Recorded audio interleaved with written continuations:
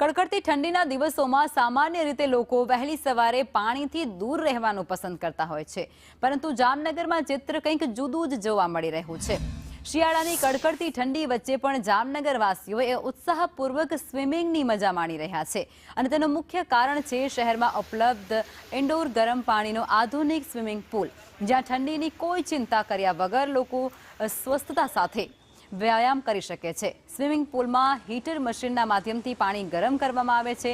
42 ampere ક્ષમતાવાળું heater machine 36 થી 48 કલાક સતત ચાલુ રાખવામાં આવે છે અને જેને કારણે પાણીનું તાપમાન 28 થી 30 ડિગ્રી સેલ્સિયસ સુધી જાળવવામાં આવે છે।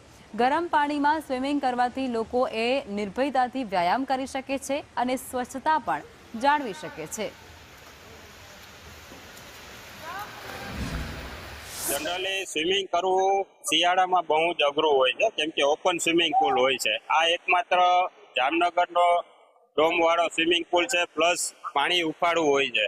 બીજી કસરત કરવી એની કમ્પેરિઝનમાં સ્વિમિંગ બહુ ફૂલ બોડીની સારામાં સારી એક્સરસાઇઝ છે, એટલે સ્વિમિંગ સાથે ફન પણ હોય છે અને કસરતની સાથે મજા પણ માણીએ છીએ। સ્વિમિંગમાં જનરલી 30 લોકો અમારી એક બેચમાં હોય છે, 30-35 લોકો હોય છે।